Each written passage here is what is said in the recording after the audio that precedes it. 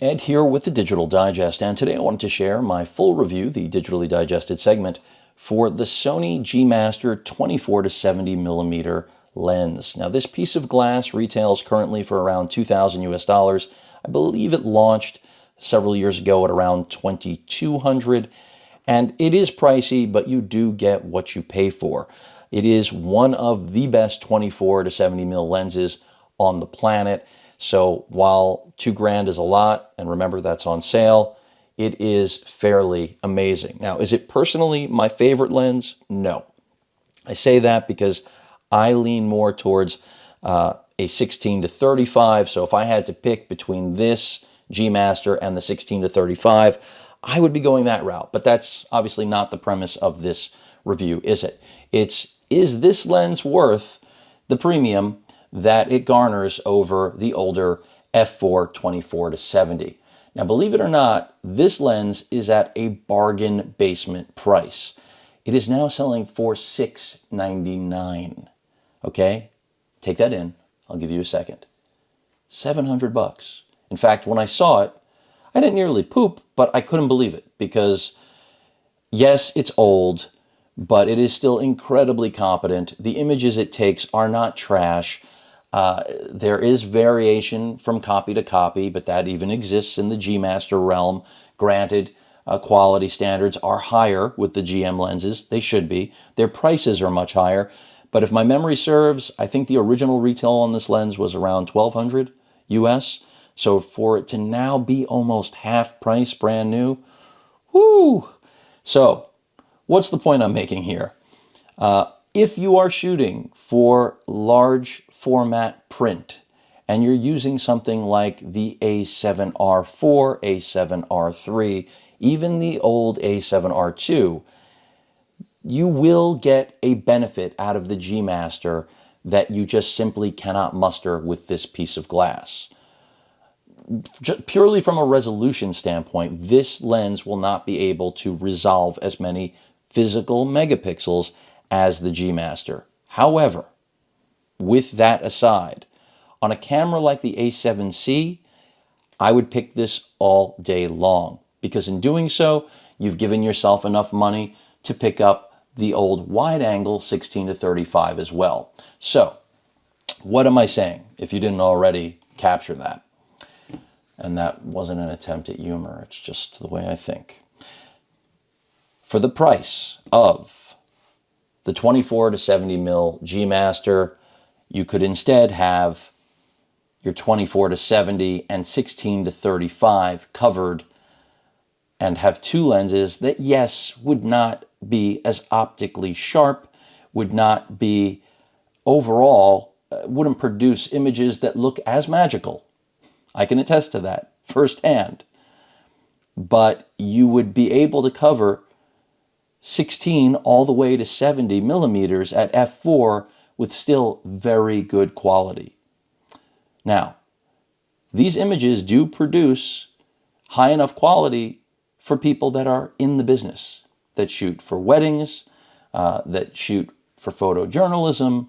So keep that in mind.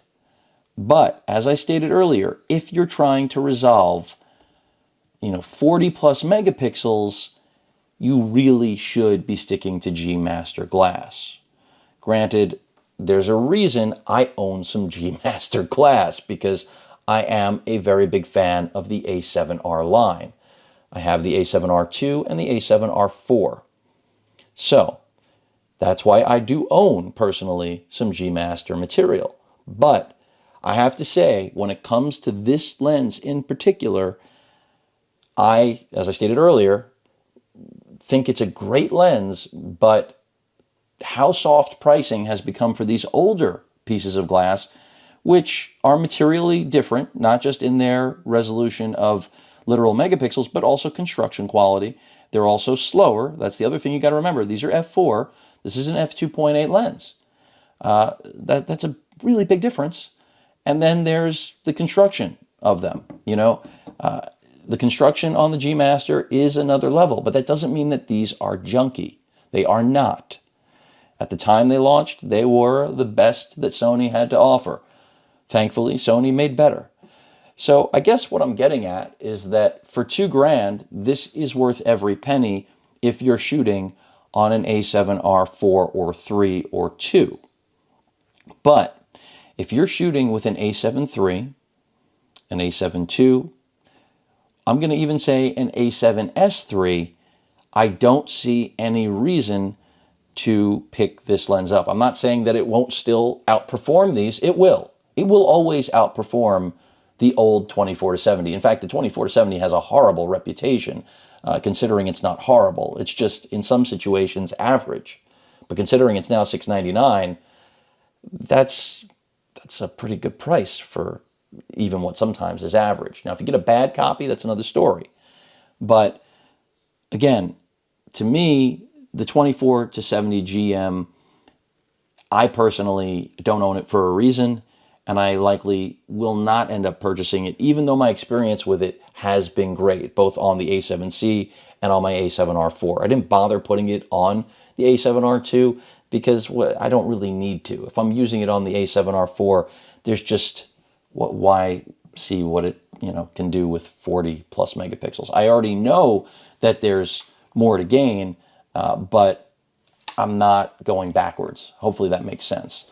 But overall, if 24-70, again, is what you plan on shooting, and budget is not an issue, and you are rocking a camera with more than 24 megapixels, like the A7C, meaning going beyond it, I recommend this lens.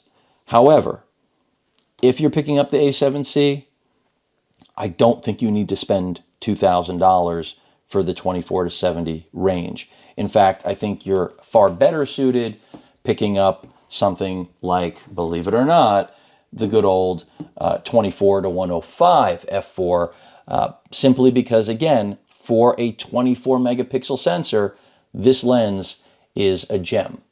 It will be more than enough to resolve what you are shooting.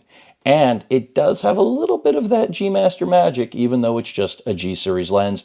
And it is from the era of the change in lens design and manufacturing and actual material difference. You can see that right now when I have these side by side and then bring the 16-35. You see the design language change. You see the rubber grips being incorporated into what wasn't, well, back then was simply a metallic, whereas here it's basically a completely different type of metal that's actually being used. One more of a matte, one more as a flat. I just rhymed. I didn't mean to do that. But hopefully this makes sense. So while I think the G Master is basically impossible to beat when it comes to its focal range, I will reiterate that at $2,000, make sure you're pairing it with the right camera. And the same should be said for just about every G Master lens. They're not just about having a faster piece of glass. It's also about the ability to resolve what your camera's sensor is capable of, unlocking that potential. So if you're picking up the A7C, you can buy this lens. It will be the best 24-70 native E-mount lens that you can buy, but I just don't think you need it. That's my opinion. Other people have their own. Everyone's entitled, right? At least in that capacity. So just wanted to put that out there for those of you that are thinking about it. It's on sale now. It's, I think, it's $200 or $300 off of its original retail.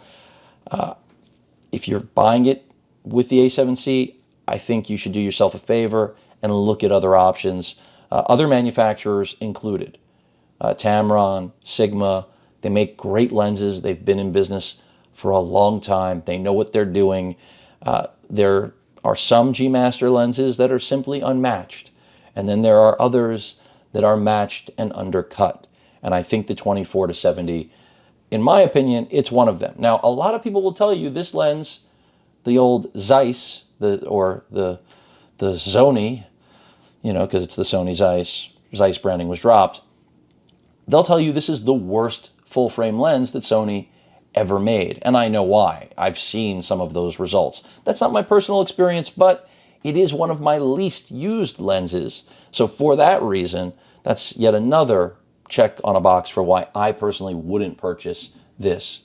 So look, as I've stated, and I'll end it here at a little over 10 minutes, best 24 to 70 millimeter f2.8 lens that you will natively get on a Sony body. Just make sure that you actually need that capability coming from the camera you're not potentially, but you will be using it on. If my only camera was my A7R4 and this was the only range I shot, you better believe the G Master would be in my bag. But since it's not the only body and it's not the only range I like, in fact, as I mentioned already, I prefer the 16 to 35, I don't own this lens. And I likely won't be purchasing it, especially since now I am demoing lenses from Sigma. Hopefully Tamron will join the club as well. And Sigma's doing some beautiful stuff. So, and also, I actually think, as I've already stated, the f4 24 to 105G is just, for me personally, a better option, even if it's not as fast. The versatility of being able to have that range and incredibly similar construction, and even some of that magic from the lens elements, what your final product ends up looking like, even if it's not as fast as anything in the G Master lineup. The 24 to 70 isn't for me. But for you, moms and dads, grandparents, that when the pandemic is over, want to shoot in what is the most typical range, and you think that, most expensive equals the best, it's not wrong. It's just make sure you have a camera that actually leverages that best. Hopefully that sums it up as concisely as possible in over 11 minutes. Now it's going to be 12. Any questions or comments, please feel free to post them. Hit that like button. And as usual, please feel free to subscribe and please stay safe. Later.